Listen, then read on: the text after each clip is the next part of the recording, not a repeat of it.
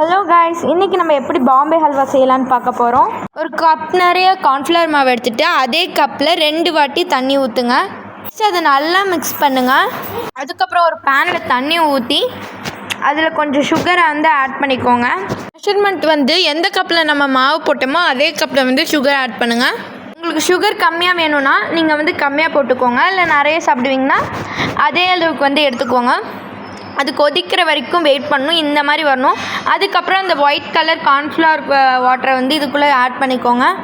இந்த கன்சிஸ்டன்சி வர வரைக்கும் நீங்கள் அதை கை விடாமல் கலந்து விட்டுக்கிட்டே இருங்க.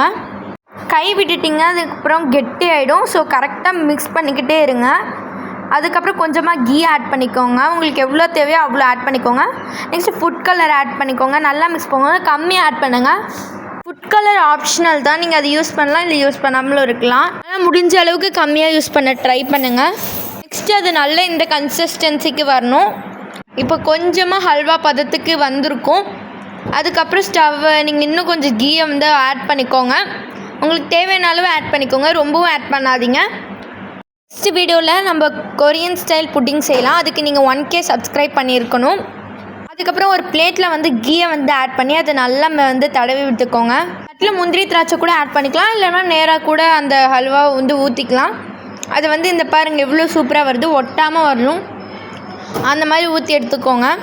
நெக்ஸ்ட்டு கேஷ்யூஸ்லாம் அதில் மேலே போட்டு நீங்கள் டெக்கரேட் பண்ணிக்கோங்க. கேஷ்யூஸ் பாதாம் எல்லாம் ஆப்ஷனல் தான்.